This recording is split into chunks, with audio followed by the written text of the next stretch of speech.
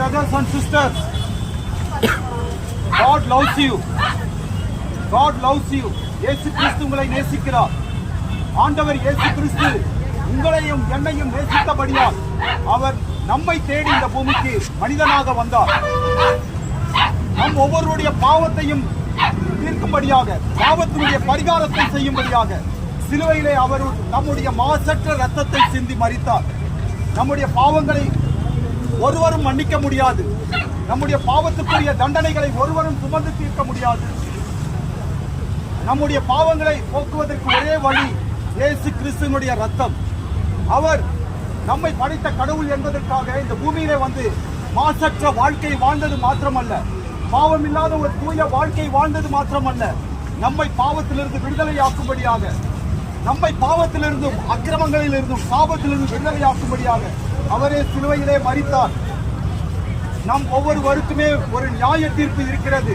கடவுளுக்கு முன்பாக நாம் நிற்க வேண்டும். ஒவ்வொரு மனிதனுக்கும் there is judgment for every one of us. After our death we will stand before our God's throne and he will be the judge. கடவுள் நம்மை நியாயம் தீர்க்கும்படியாக அவருக்கு முன்பாக நாம் நிற்க வேண்டும். அப்பொழுது நம்முடைய பாவங்கள் மன்னிக்கப்பட்டிருந்தால்தான் நாம் அந்த சொர்க்கத்திலே கடவுளோடு கூட வாழ முடியும். நம்மை பாவத்திலிருந்து விடுதலை ஆக்கும்படியாக, மனம் திரும்பி வாழும்படியாக கடவுள் நம்மை அழைக்கிறார். அந்த உண்மையான கடவுள் யார் என்று சொன்னால் அவரே இயேசு கிறிஸ்து. இயேசுவே நம் ஒவ்வொருவரையும் நேசிக்கிறார். நம் மீது மிகுந்த அன்பு வைத்திருக்கிறார். நம் மீது வைத்த அன்பின் நிமித்தம் அவர் சிலுவையிலே நமக்காக தமது ஜீவனையை கொடுத்தார். உங்கள் இருதயத்திலே இயேசுவை விசுவாசித்து பாருங்கள், நம்பி பாருங்கள், இயேசுவை என்று சொல்லி பாருங்கள். உங்களுக்கு தெய்வீக சமாதானம் உண்டாகும். உங்கள் வாழ்விலே ரட்சிப்பு உண்டாகும்.